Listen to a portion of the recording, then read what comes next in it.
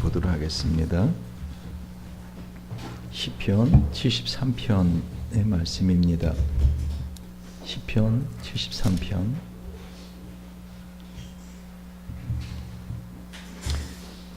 우리 1절에서 28절의 말씀입니다.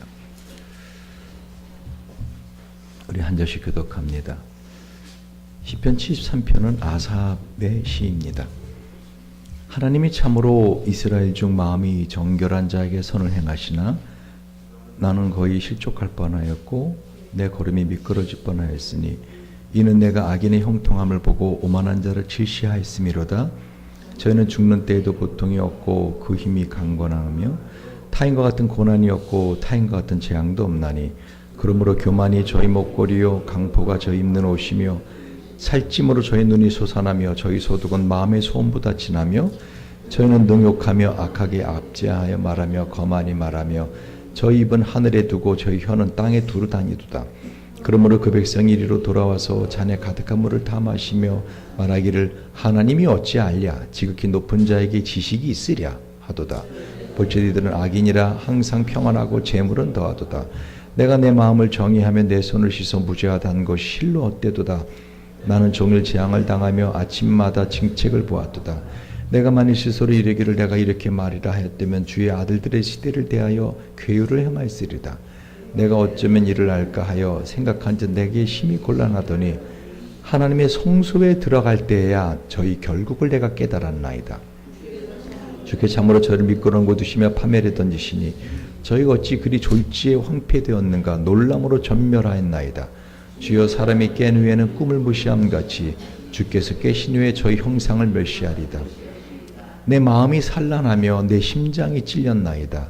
내가 이같이 음에 무지하니 주의 앞에 짐승이 오나 내가 항상 주와 함께하니 주께서 내 오른손을 붙드셨나이다. 주의 교훈으로 나를 인도하시고 후에는 영광으로 나를 용접하시리니 하늘에서는 주의 누가 내게 있으리요 땅에서는 주밖에 나의 사모할 자 없나이다. 내 육체의 마음은 쉬지 않으나 하나님은 내 마음의 반석이시요 영원한 분기시라. 대저 주를 멀리하는 자는 망하리니 음녀같이 주를 떠난 자를 주께서 다 멸하셨나이다. 하나님께 가까이 함이 내게 복이라. 내가 주의 와를 나의 피난처로 삼아 주의 모든 행사를 전파하리이다. 아멘. 제가 이 교회를 개척하고 지금까지 많은 예배를 드렸는데 오늘 같은 예배를 정말 드리기 원합니다. 오늘 아침에 여러 가지 간증 시간을 통해서 하나님께서 어떻게 나를 만져주시고 만나주시고 치유하시고 나를 회복시켜주시는가 하는 걸 간증들을 하시고 오늘 앞부분에 간증했던 분들은 녹화가 안 돼서 우리 다른 행복들이 모두리 볼 수 없지만 가능한지 우리끼리라도 좀 그거를 우리끼리만이라도 볼 수 있도록 이렇게 다운로드 받아서 이렇게 봤으면 합니다. 딴 거보다 예배는 하나님과의 관계를 회복하는 시간일 뿐만 아니라 우리와의 관계를 회복하는 시간입니다. 다시 말하면 하나님께서 예배를 받으시는데 예수님께서 너희가 먼저 형제에 대하여 형제와의 관계에서 그렇게 화해하고 풀 것이 있으면 그걸 먼저 하고 난 다음에 와서 예배 드리라 라고 말씀을 하세요. 그러니까 예배는 진짜 십자가입니다. 십자가는 뭐예요? 바로 이 수평선, 서로 간에 형제 간에 회복, 서로 사랑함, 하나됨, 그리고 하나님과의 관계를 회복하는 그러한 예배가 돼야 됩니다. 그래서 아까 우리 전 교인이 서로 안고 그 두 사람씩 서로 안고 서로를 위해서 기도해주고 사람들에게 말할 수 없지만 그러나 그 마음에 그냥 억압하고 있는 것만으로도 힘이 든 그런 것을 위해 서로 기도해주고 함께 울어주고 저는 이게 진정한 예배요. 이게 진정 하나님이 가장 기뻐하시는 회복이 아닐까. 이게 진정한 예배의 전형적인 모습이 아닐까 하는 생각을 해봅니다.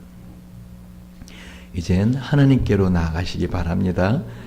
자, 오늘 시편 73편 이건 아삽이라고 하는 분이 이 시를 지었죠. 그래서 여러분 원래 시라고 하는 것은 그 시를 지은 사람이 누군가를 알면 됩니다. 근데 이 시는 바로 아삽이 지었습니다. 이 아삽이라는 분은 어떤 분인가 하면은요, 역대상 16장을 보시면 알겠지만 16장 37절 봅니다. 이처럼 다윗이 아삽과 그의 형제들을 거기에 주의 언약궤 앞에 남겨두어 항상 그 궤 앞에서 섬기게 하되 날마다 필요에 따라 그리하게 했다라고 합니다. 아삽은 한마디로 다윗 시대에 하나님을 섬기던 성가대 대장입니다. 그래서 아삽은 어떻게 해요? 이렇게 다윗도 하나님을 정말 사랑하고 하나님을 찬양했지만 아삽은 정말 찬양에 아마도 소질이 있는 전문적인 지식이 있는, 그래서 하나님을 늘 그 앞에서 하나님의 언약궤 앞에서 하나님을 찬양하던 이 찬양대 대장이었습니다. 그런데 여러분, 이 아삽이 오늘 시편 73편에서 자신의 속에 있는 마음을 간증합니다. 저는 이 아삽의 간증문을 보고 상당히 크게 마음의 위로가 되었어요. 그리고 우리가 지금 어떻게 하면 행복한 삶을 사는가 하는 행복한 삶의 비결을 하나님의 말씀 가운데 찾고 있는데, 이 아삽의 73편 시가 그 행복한 삶을 살아가는 비결의 가장 중요한 것을 보여주고 있더라고요. 여러분, 사람이 행복하다, 나는 행복하다 라고 말할 때 그 행복은 항상 비교급입니다. 그러니까 당신은 지금 행복하십니까? 라고 누군가 물어보면은 네, 행복합니다 또는 행복하지 않습니다 라고 말하는데, 그것은 뭐예요?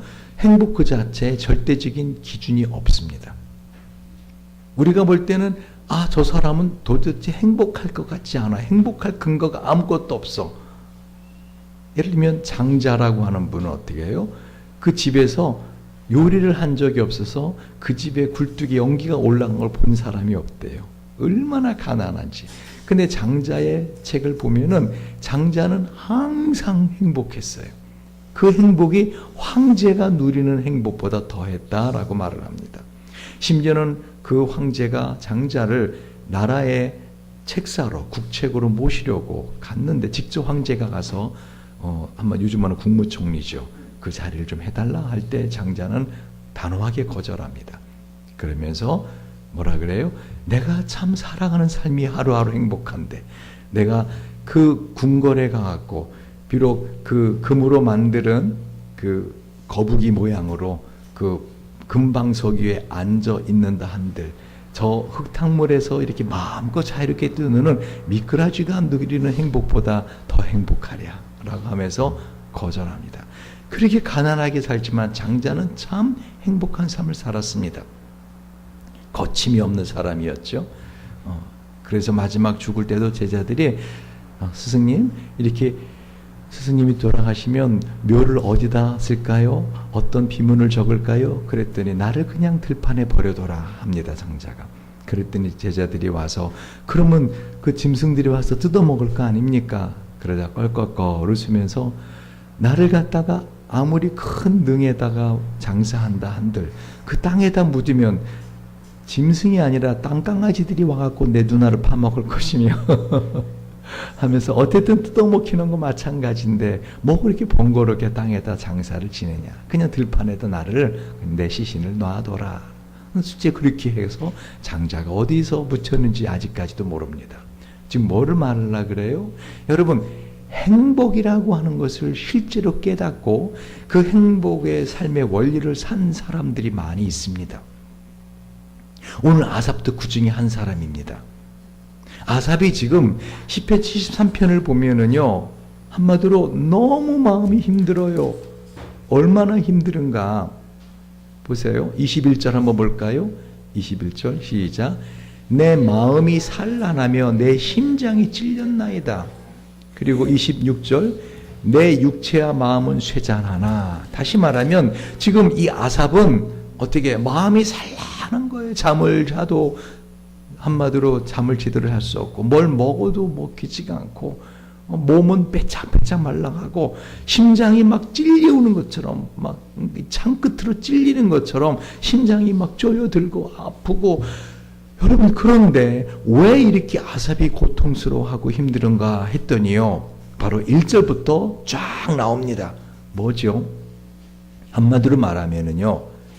아삽이 자기 딴에는 하나님을 사랑하고 하나님을 위해서 정말 죄 안 짓고 살아보려고 열심히 노력하는데 그렇죠?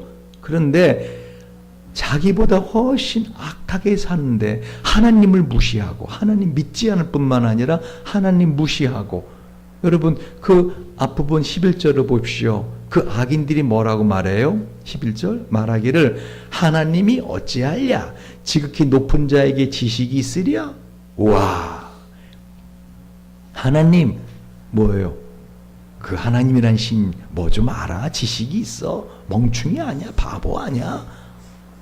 하나님을 무시하고 하나님에 대해서 이렇게 멸시하며 온갖 죄를 짓는 그 인간들은 어떻게 살아요? 여러분 바로 1절부터 쭉 나오지 않아요. 보세요. 하나님이 참으로 이스라엘 중 마음이 정결한 자에게 선을 행하시나? 그러니까 마음이 정결하고 선하게 살아가는 사람들에게 하나님이 선을 행하십니다. 그러나 2절 보십시오. 읽어봅시다. 시작.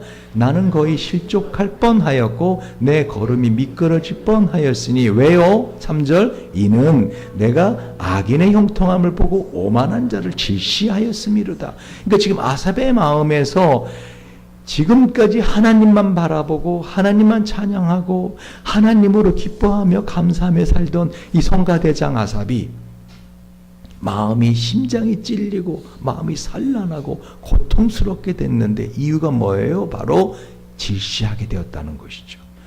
여러분 행복은 비교급이라고 했잖아요.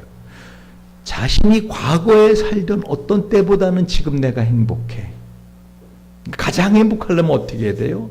자신의 인생에서 가장 힘들었던 때를 생각하고 지금을 비교하면 어떻게 해요? 나는 지금 와 행복하다. 두 번째는 다른 사람하고 비교해서 행복할 수 있고 불행할 수 있어요. 여러분 선교지에 가봐서 여러분 정말 하루 먹을 것을 위해서 바둥바둥 일하는 사람들이 있어요. 인도만 가도 그저 그 자전거 인력거에다가 사람을 태우고 페달을 밟고 하루 종일 땀이 그냥 온몸에 범벅되도록 그 사람들이 그 하는 건 뭐예요? 그렇게 하루 종일 벌어도 1,000원도 못 벌어요. 1,000원도. 근데 그거를 위해서 그냥 하루 종일 그냥 몇백 원 벌으려고 하루 종일 그냥 새벽부터 밤늦게까지 그렇게 하는 걸 보면 어떻게 여러분 주머니에 돈이 몇천 원 있는 게 얼마나 감사한지. 여러분 우리 교회는 다들 뭐 5만 원짜리는 구경도 못 해봤죠. 대부분 지갑에 있는 게 1,000원짜리죠. 그러니까 몇천 원 있는 게 얼마나 감사한지. 비교급이라는 거예요. 그런데 그 아삽이 다른 악한 사람을 보니까 어떻게 해요? 마음이 너무 힘들고 행복이 날아가 버린 거예요. 어디로 날아간지. 그런데 2절을 보시오. 나는 거의 실족할 뻔했다. 내 걸음이 미끄러질 뻔했다. 실족했다는 거예요? 안 했다는 거예요? 미끄러졌다는 거예요? 안 미끄러졌다는 거예요? 그러니까 그 어떻게 해서 이렇게 실족하지 않고 미끄러지지 않았는가 나중에 나와요. 근데 일단 이 아삽이 왜 그렇게 힘들어 했는가 마음이 그랬더니 뭐 악한 사람들이 하나님을 무시하는 사람들이 하나님 믿지 않는 사람들이 얼마나 형통하게 사는지 그죠? 심지어는 4절에 보니까 죽을 때에도 고통이 없고 장례식도 그냥 화려하고 그 힘이 강강하고 그죠? 5절에 보니까 타인과 같은 고난도 없고 다른 사람이 겪는 재앙도 안 겪고 좋은 부모 밑에서 좋은 가정 환경에서 참 행복하게 살다가 아주 잘 죽더라. 그러니까 사는 동안에 그런 사람들은 어떻게 살아요? 6절에 읽어보세요. 시작. 그러므로 교만이 저희 목걸이요 강포가 저 입는 옷이며 아주 교만한 사람이 되죠. 아주 강포한 사람이 됩니다. 거친 사람이죠. 사람들을 무시하고 사람들에 대해서 어떻게 해요? 이렇게 거칠게 비난하고 7절 그 사람 특징입니다. 살찜으로 저희 눈이 솟아나며, 여러분 살찌면 눈이 솟아나는지는 모르겠어요. 한번 살찐 사람들 보세요. 눈이 솟아나나. 눈두덩이 밑에 살이 올라붙은 거예요. 그래가지고 이 눈이 그냥 튀어나온 거예요. 저희 소득은 마음의 소원보다 진하며, 이게 얼마나 제 마음에 다 와닿는지. 내가 원하는 것 이상으로 소득이 생겨 통장을 열어봤더니 어떻게 해요? 나는 기대하지도 않았는데 왜 이렇게 돈이 많이 들어와 있는 거야 이게 하면서 내가 기대했던 것보다도 더 많은 소득을 갖고 살게 되며, 누가요 지금? 이 악한 사람이. 저는 능욕하며 악하게 압제하여 말하며 거만히 말하며 저 입은 하늘에 두고 저 혀는 땅에 두루 다니도다. 와, 한마디로 거칠 것이 없는 거죠. 이와 같이 마음에 하나님이 없고 교만한 사람의 특징이 뭐예요? 말이 거칠 것이 없습니다. 말이 두려움이 없어요. 자기는 아무 잘못 없는 것처럼, 자기는 어떻게 해요? 모든 것에 있어서 바른 것처럼 함부로 말을 합니다. 그래서 10절 그러므로 그 백성이 이리로 돌아와서 잔에 가득한 물을 다 마시며 말하기를 하나님이 어찌하랴. 그 물을 마시면서 뭐라고 해요? 왜 물을 마셔요? 그동안에 계속 말을 해갖고 목이 마르니까 입 축이고 뭐라고 말해요? 내가 이렇게 한다고 하나님이 나에게 벌을 주셔? 하나님 어찌 알아? 지극히 높은 자에게 지식이 있어? 뭐 좀 알아? 완전히 하나님 바보 아니야? 이렇게 지금 말을 하더라는 거예요. 그것을 아삽이 본 거예요. 12절 보십시오. 볼지어다 이들은 악인이라 항상 평안하고 재물은 더하도다. 내가 내 마음을 정의하면 내 손을 씻어 무죄하다 한 것을 달러 실로 헛되도다. 한마디로 내 딴에는 바르게 살아보려는 게 다 헛되다. 그런데 여러분, 이 아삽이 그 사람들이 이 인생을 살면서 그렇게 살다 끝나는 게 아니라 17절입니다. 불현듯 깨우칩니다. 읽어봅시다. 시작. 하나님의 성소에 들어갈 때에야 저희 결국을 내가 깨달았나이다. 여러분, 진정으로 행복한 인생을 살아가는 사람은요, 자신의 현재 누리는 행복함을 자신보다 더 잘 누리는 것 같은 사람과 비교하지 않고 사는 거예요. 근데 아삽이 그걸 깨우친 거예요. 그렇게 거칠 것 없이 그렇게 살아가는 악인의 결국이 어떻다는 거예요? 지옥 가는구나. 하나님의 성소 어디죠? 바로 이 아삽이 하나님을 찾을 때 하나님께 찬양하러 가지 않았겠어요? 왜? 성가대장이니까. 그죠? 그럴 때 깨우쳐요. 이러한 인생의 결국이 뭐예요? 지옥 가서 다 그 모든 거를 대가를 받겠구나. 주께 저를 참으로 저희를 미끄러운 곳에 두시면 파멸에 던지시니. 그러니까 한마디로 그들이 아무리 그곳에서 벗어나려고 해도 벗어나올 수 미끄러운 곳으로 빨려 들어가고, 저희가 어찌 그리 졸지에 황폐되었는가 놀람으로 전멸하였나이다. 그래서 주여 사람이 깨내 꿈을 무시한 같이 주께서 계시네 저희 형상을 멸시하리다. 그러니까 하나님이 어떻게 해요? 그 사람들을 인간으로 보지 않으신다는 거죠. 그래서 어떻게 지옥에서 고통당하도록 둔다는 거예요. 그러니까 그걸 깨우치고 어떻게 해요? 그렇구나. 그리고 또 이제 내 마음이 산란 내 심장이 찔렸나이다. 과거에. 그거를 깨닫기 전에는 어떻게 했어요? 내 마음이 산란했던 거죠. 어떻게 저렇게 악한 사람은 저렇게 잘 사는가? 그런데 결론이 뭐죠? 이 아삽이 왜 넘어질 뻔하다 안 넘어지고 실족할 뻔하다 안 실족했어요? 23절입니다. 시작.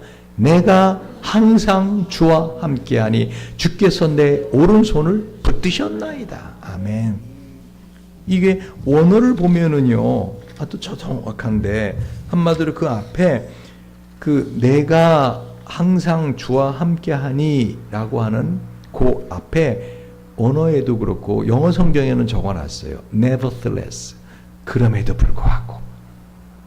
그러니까 내 마음이 산란하고 심장이 찔리고 내가 다른 사람, 다시 말하면 내 딴에는 하나님을 잘 믿고 살아본다 하는데 나보다 더 안 믿고 악하게 사는데도 잘 사는 사람들을 보고 내가 마음에 내 행복은 다 쓸데없구나 라고 하다가 넘어지지 않게 되었는데, 그렇게 된 이유가 뭐예요? Nevertheless. 그럼에도 불구하고 I am continually with you. 내가 하나님하고 항상 함께 있는 것을 깨달았다는 것이죠. You have taken hold of my right hand. 하나님이 내 오른손을 잡으셨다는 것을 깨우쳤다는 거예요. 그러자 이 사람이 아삽이 어떻게 해요? 실족합판하다 바로 쓰고 미끄러질 뻔하다 바로 일어설 수 있게 된 것이 뭐라고요? 자신의 삶에 있어서 참 행복은 자기가 누리고 있는 것, 그 악인이 누리고 있는 것이 아니라 하나님, 바로 그분이시라는 사실을 깨달았다는 것입니다. 할렐루야. 그러니까 이거를 깨닫고 나니까 22절은 뭐래? 내가 이같이 우매무지하니 주의 앞에 짐승이 오나? 이 엄청나고 당연하고 마땅한 진리를 내가 왜 깨닫지 못하고 그렇게 나보다 더 많이 가진 자, 나보다 더 악한데도 행복하게 사는 자, 어릴 때부터 그 죽을 때까지 행복한 사람을 보고 왜 나는 그렇게 질시하였는가, 시기하였는가 하면서 나는 참 우매무지한 짐승 같으구나 하고 고백하더라는 것입니다. 그러면서 시편 13편 이 아삽 시인은 뭐라고요? 24절 봅니다.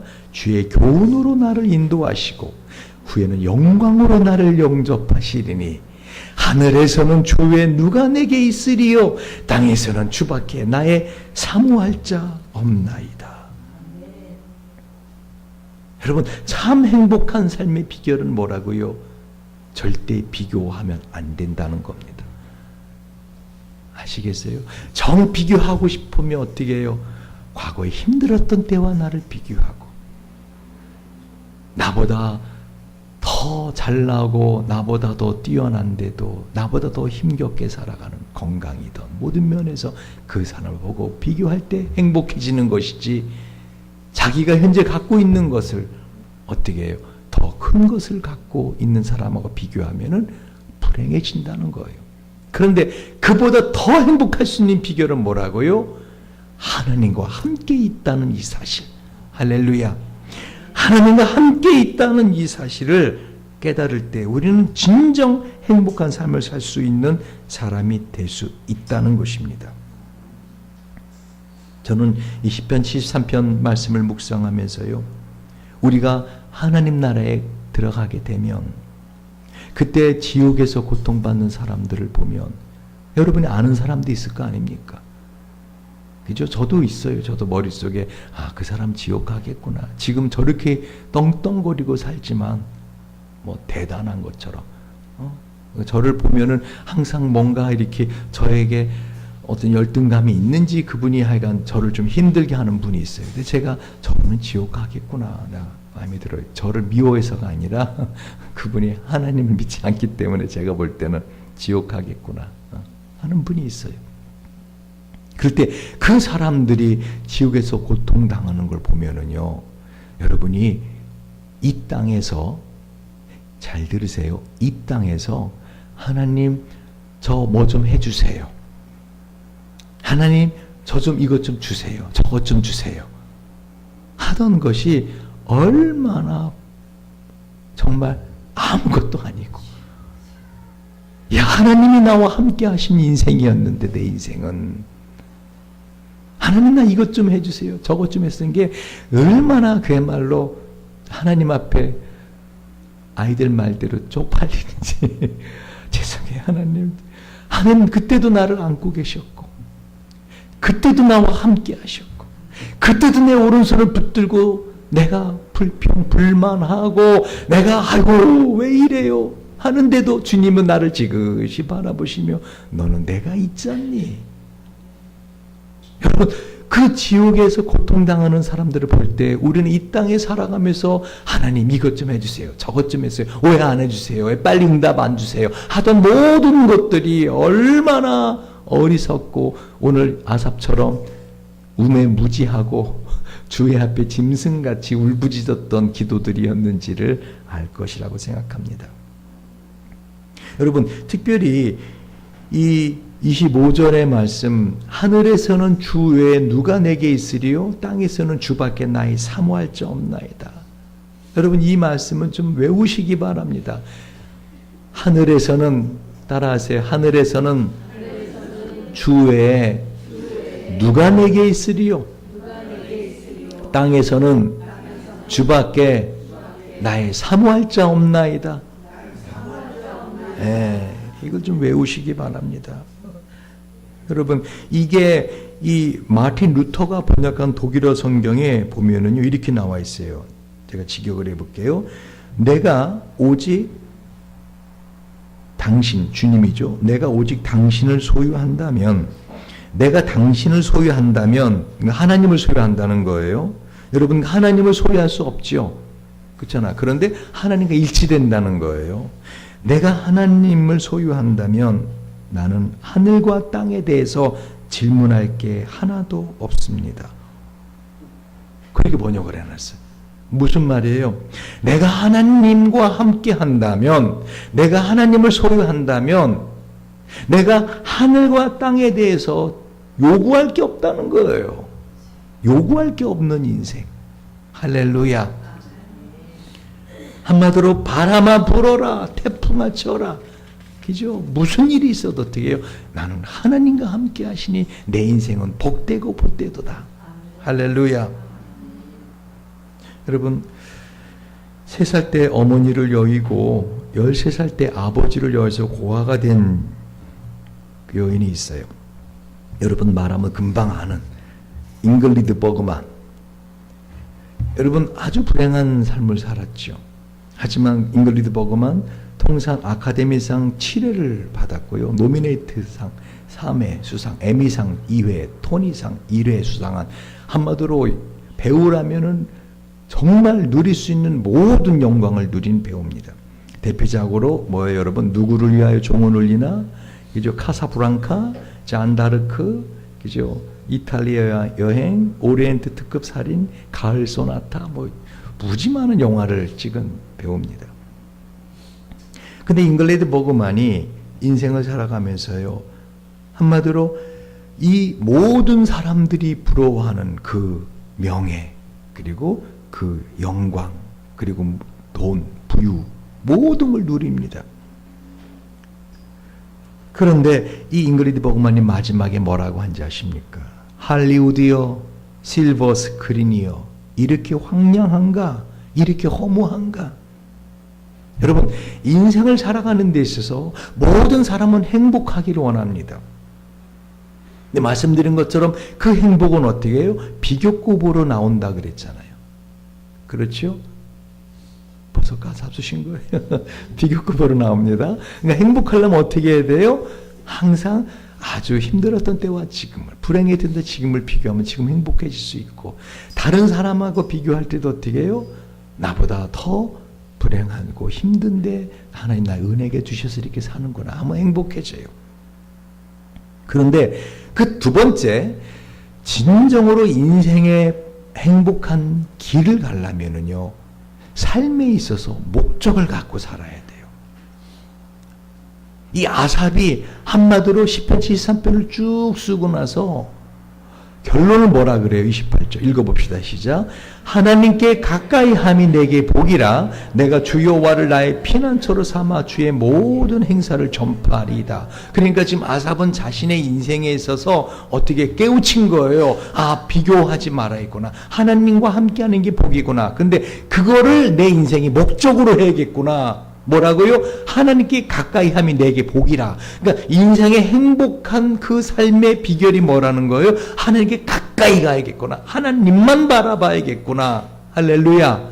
하나님만 바라봐야겠구나. 하나님만 내가 소유해야겠구나.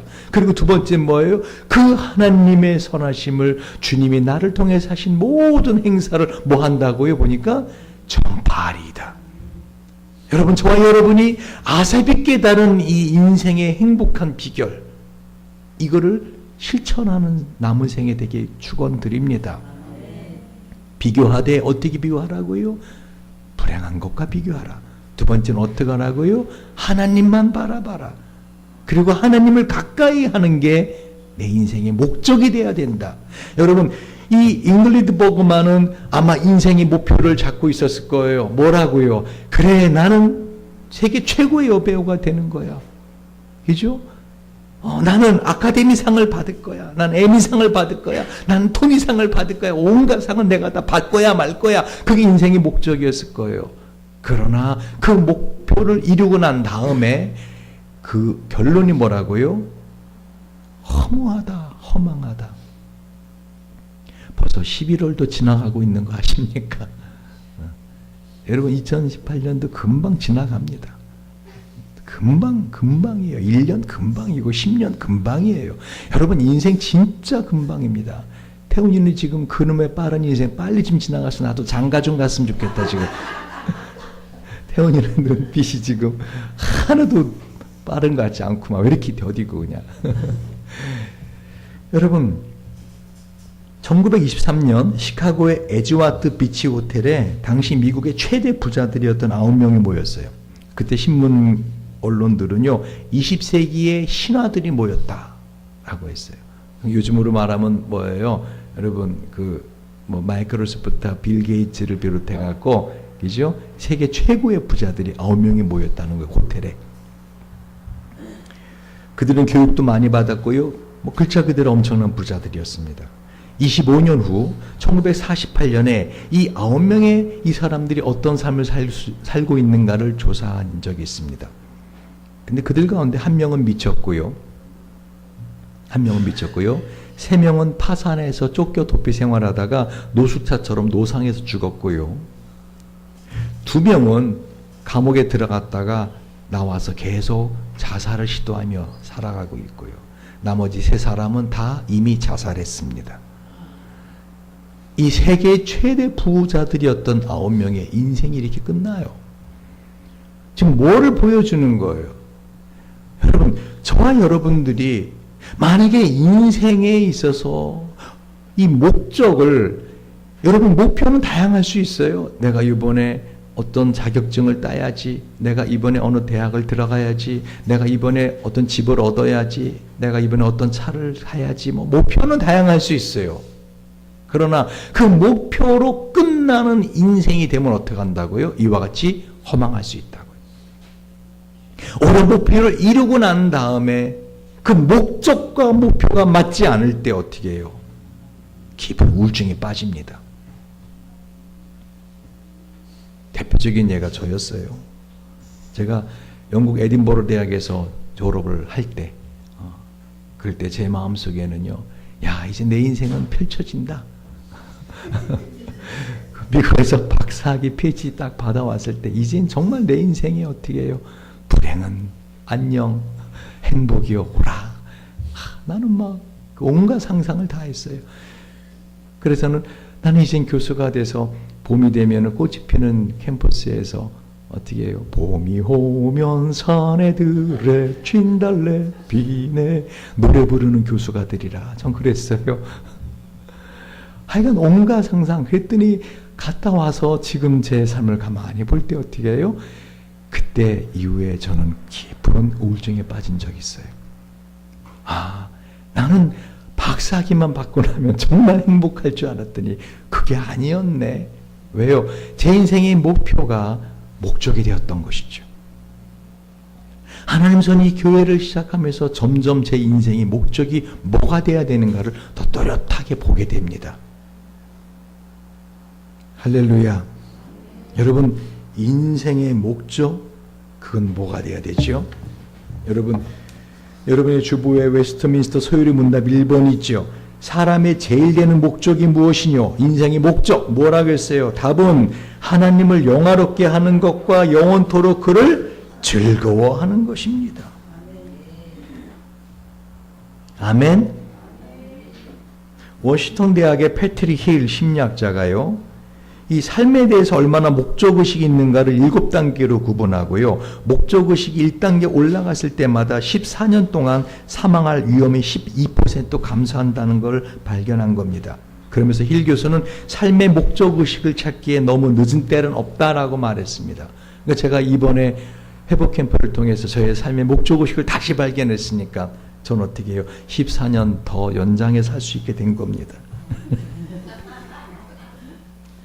여러분, 말씀을 정리해야 될 시간입니다. 저는 여러분들이 행복한 삶을 살기 원합니다. 정말 참된 행복을 꿈을 꾸고, 그리고 그 꿈을 갖다가 이루고, 그 꿈을 다른 사람에게 드리는, 그래서 오죽하면 행복 드리머라고 제가 여러분을 부를 때 단순한 교인이 아니라 정식 교인이 되면 행복 드리머라 하는 명칭을 하지 않습니까? 그런데 그렇게 하기 위해서는 어떻게 해야 된다고요?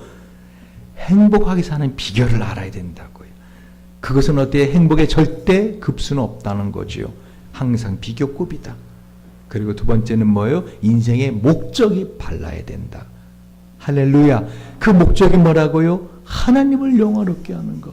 그리고 그 하나님으로 즐거워하는 것. 그 하나님으로 즐거워하는 것.